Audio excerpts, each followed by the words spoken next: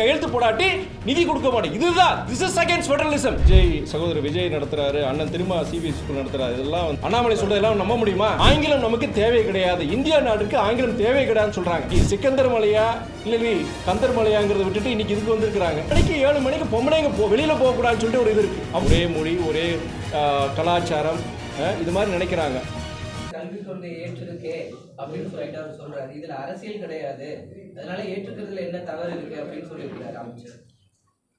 இந்தியாவில் இருக்கிற முக்கால்வாசி சொல்ற கருத்து கரெக்ட் தான்.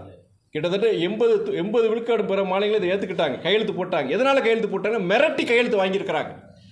இதாவது நீங்கள் இந்த தேசிய கல்விக் கொள்கை, நேஷனல் எஜுகேஷன் பாலிசி, அதை நீங்கள் ஏற்றுக்கிட்டு நீங்கள் கையெழுத்து போட்டாதான் இந்த சமக்ரா சிக்ஷன் அபியான் போன்ற இதுக்கு நாங்கள் நிதி கொடுப்பேன்னு சொல்லி மிரட்டி அவங்க கையெழுத்து வாங்கியிருக்கிறாங்க. பிற மாநிலங்கள் இதில் கையெழுத்து போட்டாலும் சரி, தமிழ்நாடு இதில் போட முடியாது, போட மாட்டோம் தான் முதலமைச்சர் சொல்லியிருக்கிறாரு. அதுக்கு காரணங்களை யாரையும் விளக்கி சொல்லியிருக்கிறாரு. இருமொழி கொள்கையினால தான் நம்மளுடைய மாநிலம் முன்னேற்றம் அடைஞ்சிருக்கு. இதில் 3வது மொழிக்கு என்ற தேவையும் இல்லை, அவசியம் இல்லை. அதே நேரத்தில் ஹிந்திக்கு எதிரானவங்க கிடையாது. ஹிந்தி படிக்க நினைக்கிறோம், படிச்சுக்கலாம் தயவுசெய்து. ஆனால் இதுதான் இருக்குன்னு சொல்லி அவங்க என்ன சொல்கிறாங்கன்னா, மும்மொழி கொள்கையில் ஹிந்தி தான் படிக்கணும்னு நாங்கள் இந்த இடத்துல நாங்கள் சொல்லலைன்னு சொல்கிறாங்க. நான் சொல்கிற வாதம் தான். ஒரு தமிழ்நாட்டு மாணவன் ஆங்கிலம் தமிழ் எடுக்கிறான், 3வது மொழி எது எடுப்பா? வேறு வழி இல்லாமல் ஹிந்தியோட ஏற்கனவே உங்களுக்கு ஒர்க்லோடு ஜாஸ்தியாக இருக்குது பசங்களுக்கு. நீங்கள் ப்ரொஃபஷனல் இதுக்கு போகிறவங்க செய்கிறவங்க பல்வேறு இதுக்கு போனவங்க அந்த இருக்கிற பாடத்திட்டங்களை படிக்கிறதே கஷ்டமாக இருக்குது. அது எதுக்கு 3வது மொழி எது கட்டாயப்படுத்தணும்னு நான் என்னுடையது. அது மாணவர்களுடைய விருப்பம், பெற்றோர்களுடைய விருப்பமாக இருக்கணும். அரசியல் இயக்கங்கள் இதில் தலையிடக்கூடாதுன்னு சொல்கிறேன். அதாவது ஒன்றிய அமைச்சர் தர்மேந்திர பிரதான் என்ன சொல்லியிருக்கிறாருன்னா, நம்முடைய முதலமைச்சர் தளபதி அவருடைய அறிக்கையை பார்த்துட்டு கூட்டாட்சி கொள்கைக்கு எதிரானதுன்னு சொல்கிறார். திஸ் இஸ் அகெயின்ஸ்ட் ஃபெடரலிசம் சொல்கிறார். ஆனால் இந்த கல்வியை பொறுத்த வரைக்கும், எஜுகேஷன் பொறுத்த வரைக்கும் முதல்ல ஸ்டேட் சப்ஜெக்டாக இருந்தது. அதுக்கப்புறம் அதை கன்கரண்ட் லிஸ்ட்டில் கொண்டு வந்தாங்க. இப்போ கன்கரண்ட் லிஸ்ட்டுங்கிறது, கன்கரண்ட் லிஸ்ட் என்னது? கன்கரன்ஸ். அதாவது ஒன்றிய அரசும் மாநில அரசும் 2 பேரும் சேர்ந்து பேசி ஒத்துக்கிறதா அது கன்கரண்ட் லிஸ்ட்டு. இப்போ என்ன நடக்குது?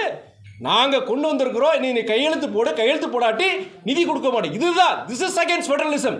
இதுதான் கூட்டாட்சிக்கு எதிரானது நான் சொல்லுவேன். நான்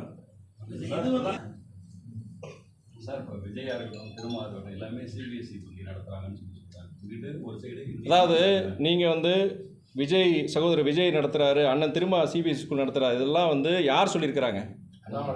அண்ணாமலை சொல்றதெல்லாம் நம்ப முடியுமா? பிரஸ்ஸுக்கிட்டே உங்ககிட்ட கேட்குறேன், இத்தனை பேர்கிட்ட கேட்குறேன். அதாவது அது தரவுகளோட கொடுக்கட்டும். அதை சம்பந்தப்பட்ட நபர், இப்போ சகோதரர் விஜயா இருக்கட்டும், அண்ணன் திருமாவா இருக்கட்டும், இவங்க அதுக்கு உண்டான பதில் சொல்லணும். எனக்கு உண்மையில் அவங்க ஸ்கூல் நடத்துறாங்கன்னு தெரியாது. அண்ணாமலை சொல்றதை வச்சுக்கிட்டு நான் அதுக்கு உண்டான பதில் நாங்கள் கொடுக்க முடியாது. யாரு நான் நடத்துறேன்னு சொல்லியிருக்காரா?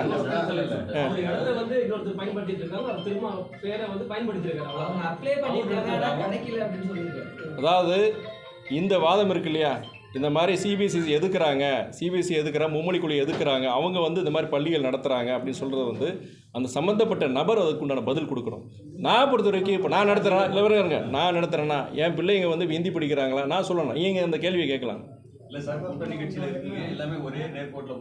அதுக்கு அதுக்கு உண்டானது பொறுத்த வரைக்கும் என்னுடைய இயக்கம் மதிமுக எங்கள் தலைவரோ இல்லாட்டி பக்கத்தில் மாவட்ட செயலர் உட்காந்துருக்காங்க, இவங்க ஏதாவது ஸ்கூல் நடத்துகிறாங்கன்னா இந்த கேள்வி கேட்கலாம். கண்டிப்பாக அதுக்கு உண்டான பதில் நான் கொடுக்கணும். பிற இயக்கங்கள் பொறுத்த வரைக்கும் நீங்கள் பத்திரிகையாளர் பொறுத்த வரைக்கும் நீங்கள் அவங்ககிட்ட கேட்டு அவங்களுக்கு உண்டான விளக்கத்தை அவங்க தான் கொடுக்கணும். இருந்த தொழிலை விட்டு எங்கள் அரசியலுக்கு எனக்கு தெரிஞ்ச ஆங்கிலம் தெரியும், தமிழ் தெரியும், நான் தெலுங்கு எனக்கு தெரியும், மறுக்கிறது கிடையாது, பொய் சொல்ல மாட்டேன். நான் ஹிந்தி எனக்கு பாருங்க, ஹிந்தி தோடா தான் அங்கே இருக்கிறாங்க. நான் எம்பிஸை நான் போகிறேன் இல்லையா, ஏன் ஆங்கிலத்தில் பேசுறது நல்லா இல்லைங்களா? ஏங்க எனக்கு பொறுத்த வரைக்கும் ஆங்கில மொழியில் நாடாளுமன்றத்தில் என்னால் பேச முடியுது. அங்கே டிரான்ஸ்லேஷன் இருக்குது. அவங்க இருக்கிற அமைச்சர்கள் பொறுத்த வரைக்கும் அந்த டிரான்ஸ்லேஷனில் அவங்க ஹிந்திலேயே அவங்க கேட்டுக்கிறாங்க. நிறைய அமைச்சர்கள் பொறுத்த வரைக்கும் அவங்க ஆங்கிலம் தெரியறது கிடையாது, அவங்களுக்கு ஹிந்தி தான் புரியுது.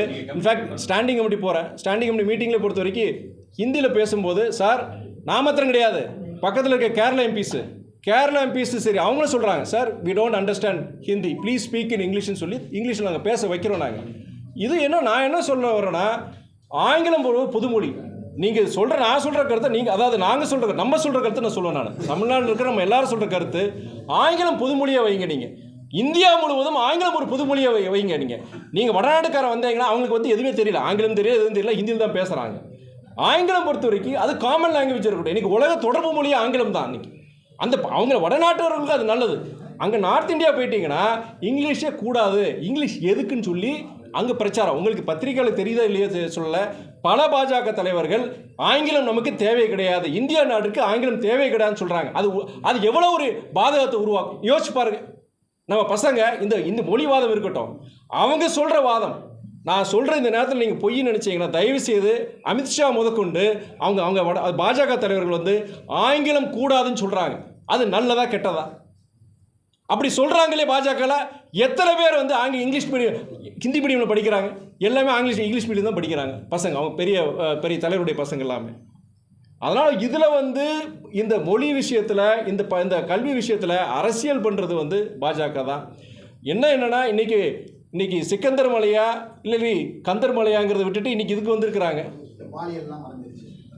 அது உங்களுடையது. அதாவது சகோதரர் சொல்கிற பாலியல் வன்கொடுமை சொல்கிறீங்க, நீங்கள் டேட்டா போய் பாருங்கள். என்னுடைய டேட்டா கிடையாது, நேஷ்னல் கிரைம் ரெக்கார்ட்ஸ் பியூரோ, இது ஒன்றிய அரசு சார்ந்த ஸ்தாபனம். அதிகமாக பாலியல் வன்கொடுமை நடக்கிற மாநிலம் பொறுத்த வரைக்கும் உத்தரப்பிரதேஷ். பாஜக 3வது முறையாக ஆட்சியில் இருக்கும் மாநிலம் உத்தரப்பிரதேஷ். இந்தியாவிலே அதிகமாக வன்கொடுமை பாலியல் அதாவது இந்த மாதிரி சம்பவங்கள் நடக்கிறது. நீங்கள் இன்னொன்று சொல்கிறேன், டெல்லி தலைநகரம் வெக்கக்கேடு. 6 மணிக்கு 7 மணிக்கு பொம்பளைங்க வெளியில் போகக்கூடாதுன்னு சொல்லிட்டு ஒரு இது இருக்குது. அவ்வளோ பயம். பெண்களுக்கு எதிரான அதிகமாக குற்றங்கள் நடக்கிற நகரம் இல்லை நரகம்னு சொன்னேன், உண்மையில நரகம் தான் அது. அவ்வளோ மோசமாக இருக்குது. அது டெல்லி பொறுத்த வரைக்கும் நினைக்கலாம் ஆம் ஆத்மி ஆட்சியில் இருந்தாலுமே சட்டம் ஒழுங்கு காவல்துறை யார் கையில் இருக்குன்னா டெல்லியை பொறுத்த வரைக்கும் ஒன்றிய அரசு கிட்ட தான் இருக்குது. நீங்கள் அதனால் பொறுத்த வரைக்கும் தமிழ்நாட்டில் பொறுத்த வரைக்கும் சம்பவம் நடக்கலைன்னு சொல்லலாம், தொடர்ந்து இங்கே நடக்க தான் செய்யுது. நடக்கிறதுக்கு நீங்கள் பாருங்கள், ஆசிரியர்கள் தப்பு பண்ணுறான், சில பேர் தப்பு பண்ணுறாங்கன்னா அதுக்குண்டான நடவடிக்கை எடுக்கிறாங்க இந்த அரசு, கைது பண்ணுறாங்க, செய்கிறாங்க. ஆனால் இது சமுதாயத்தில் பொறுத்த வரைக்கும் ஒரு விழிப்புணர்வு வரணும். இது போன்ற விஷயங்கள் வந்து நம்ம பண்ணக்கூடாது, செய்யக்கூடாது, ஜனங்களுக்கு வரணும். வந்து ஜனங்க செய்யும்போது அதுக்குள்ள நடவடிக்கை இந்த அரசாங்கம். தப்பே நடக்காது, 100% நடக்காதுன்னா கண்டிப்பாக நம்ம எதிர்பார்க்க முடியாது. வளர்ந்த நாடுகளில் இது போன்ற சம்பவங்கள் நடந்துகிட்ருக்கு. இங்கே அதுவும் இந்த கடந்த ஒரு வாரத்தில் பார்த்தீங்கன்னா நிறைய சம்பவங்கள் நடந்திருக்கு, மறுக்கிறது கிடையாது. ஆனால் அதுக்குண்டான நடவடிக்கையை நம்முடைய காவல்துறை எடுக்கிறாங்க. அதனால் சகோதரர் பொறுத்த வரைக்கும் பாலியல் வன்கொடுமையை பொறுத்த வரைக்கும் மற்ற குற்றங்களாக இருக்கட்டும், தமிழ்நாடை பொறுத்த வரைக்கும் நான் அரசியலுக்கு அப்பாற்பட்டு பேசுகிறேன், கூட்டணியில் இருக்கிற இல்லைனா அரசியலுக்கு அப்பாற்பட்டு சொல்கிறேன் நான். நீங்கள் வடநாட்டுக்கு நீங்கள் போயிட்டு வாங்க, நீங்கள் ட்ரெயினில் ட்ராவல் பண்ணி நீங்கள் இப்போ அந்த ட்ரெயின்ஸ் பற்றி நிறைய மீம்ஸ் வருது. இப்போ நடந்த சம்பவங்கள் பொறுத்த வரைக்கும் சட்டம் ஒழுங்கு ஒன்று இருக்குன்னா கண்டிப்பாக இருக்குது. நீங்கள் வட மாநிலங்கள் போனாலே உங்களுக்கு தெரியும். உங்களுக்கு அதுக்கு அப்படி பார்க்கும்போது திமுக கிடையாது, திமுக அதிமுக திராவிட இயக்கங்கள் நீங்கள் ஆட்சி செய்த இந்த தமிழ்நாடு பொறுத்த வரைக்கும் இங்கே சட்டம் ஒழுங்காக இருக்கட்டும், பல்வேறு விஷயம் எவ்வளோ நம்ம முன்னாடி தான் இருக்கணும். நம்ம எம்பிக்கள் வந்து வலுவா வந்து எதிர்ப்பு காட்டலையே, எதுக்கு இங்க கத்துறீங்க எல்லாம் பண்றீங்க? ஏங்க தயவுசெய்து உங்களுடைய நம்பர் வாட்ஸ்அப் நம்பர் அனுப்புகிறேன். எனக்கு கொடுக்குற நேரம் கொடுக்குறதே நான் 3 நிமிஷம் கொடுப்பாங்க, அதுக்குள்ளே இல்லை என்ன நான் இல்லை என்னை பொறுத்த வரைக்கும் நம்மளுடைய தமிழ்நாட்டை சேர்ந்த நாடாளுமன்ற உறுப்பினர் வாய்ப்பு கிடைக்கும் போது தமிழ்நாட்டுக்கு அந்த அதாவது பட்ஜெட்டை பொறுத்த வரைக்கும் பார்த்தீங்கன்னா நான் நாடாளுமன்றத்தில் இருக்கும்போது நம்ம திமுக எம்பிகளாக இருக்கட்டும், காங்கிரஸ் எம்பிகளாக இருக்கட்டும், கம்யூனிஸ்ட் எம்பிகளாக இருக்கட்டும், எல்லாருமே வந்து தமிழ்நாட்டுக்கு நீங்கள் நிதி கொடுக்கல, இந்த புதிய திட்டங்கள் அறிவிக்கலை ஏங்கிற கேள்வி வந்து எல்லாருமே வச்சாங்க, கடுமையாக வச்சாங்க. அது மறுக்க முடியாது. தயவுசெய்து அதை நான் ஏற்றுக்க மாட்டேன். எல்லா எம்பிக்களும் ஹிந்தியில் பேசினா நம்ம குரல் எடுப்பட்டு நீங்கள் இல்லைங்க, அதாவது என்னென்னா அவங்க மொழி மாத்திரம் கிடையாது, மொழி மதம் பல்வேறு விஷயங்களில் இந்த நாடை வந்து இப்படி தான் இருக்கணும்னு நினைக்கிறாங்க. ஒரே மொழி ஒரே கலாச்சாரம் இது மாதிரி நினைக்கிறாங்க. அதுக்கு வந்து நீங்கள் என்ன தான் நீங்கள் ஹிந்தி கற்றுக்கிட்டாலும் சரி அவங்க அது வந்து ஒரு ஜனநாயக நாடு, நம்ம நாடு ஒரு டெமோக்ராட்டிக் கண்ட்ரி. இதை வந்து என்னென்னா ஒரு ஃபாசிசம் ஒரு மாதிரி ஒரு டிக்டேட்டர்ஷிப் மாதிரி அவங்க கொண்டு போக நினைக்கிறாங்க. நீங்கள் இதுக்கு மாறினாலும் சரி பிற விஷயங்கள் இருக்கு இல்லையா, மற்ற விஷயங்கள் இருக்கு இல்லையா. ஒரு 20 வருஷம் கழிச்சு எல்லாருமே ஹிந்தியில் பேச ஆரம்பிச்சுவாங்க. கேரளா அக்செப்ட் பண்ணிட்டாங்க புதிய மும்மொழி கொள்கையை, ஏங்க கர்நாடகா அக்செப்ட் பண்ணிட்டாங்க. நீங்கள் இல்லை நீங்கள் அக்செப்ட் எது இருந்தாலுமே நீங்கள் திணிக்கலாம். But probably change of government வந்துச்சுன்னா ரிவர்ஸ் பண்ணலாம் இல்லையா. இன்றைக்கி நீங்கள் சொல்கிறது எல்லாரும் ஏற்றுக்கிட்டாங்க, இல்லை நிர்பந்தம் இல்லை, நான் ஏற்கனவே நான் சொல்கிறேன் இல்லையா, ஏற்றுக்கிட்ட எதை வச்சு ஏற்றுக்கிறாங்க. நீ இதில் கையெழுத்து போடலன்னா நிதி கிடைக்காது அங்கிற அந்த ஒரு மிரட்டலில் அந்த வலுக்கட்டாயமே கையெழுத்து போட்டு வச்சுருக்கிறாங்க. நாளைக்கு ஒரு 4 வருஷம் கழிச்சு ஆட்சி மாறும் பொழுது மறுபடியும் காங்கிரஸ் இயக்கமோ வேறு ஆட்சிக்கு வரும்போது கண்டிப்பாக இதை ரிவர்ஸ் பண்ணலாம், அந்த பாலிசி ரிவர்ஸ் பண்ணலாம். அதனால் வந்து எதுவுமே நம்ம நிரந்தரம் நம்ம சொல்லிட முடியாது. ஆட்சி மாற்றம் ஏற்பட்டால் நீட் இழக்கப்படும், மும்மொழி கொள்கை ஆட்சி மாறிச்சா இல்ல அந்த நம்பிக்கை உங்களுக்கு இருக்கான்னு கேட்குறேன். கண்டிப்பாக. அதாவது ஜனநாயகம் இருக்கிற வரைக்கும், ஜனநாயகம் பத்திரிகை துறை நீங்களும் வந்து உங்களோட நடுநிலைமையோடு நீங்கள் செயல்படும் போது ஜனங்க மத்தியில் ஒரு மாற்றம் வரும்பொழுது கண்டிப்பாக ஆட்சி மாற்றம் வரும். அது ஆட்சி நிரந்தர பிரதமர், நிரந்தர இந்த கட்சி தான் ஆட்சி செய்யுங்கிற இதுவே கிடையாது. ஜனநாயக நாட்டில் மாற்றம்ங்கிறது யாரும் மாற்ற முடியாது. மாற்றம்ங்கிறது அதுதான் நிரந்தரம். இதுபோன்ற செய்திகளை மேலும் தெரிந்து கொள்ள எங்களது யூடியூப், ஃபேஸ்புக் மற்றும் ட்விட்டர் ஆப்களை சப்ஸ்கிரைப் செய்யவும்.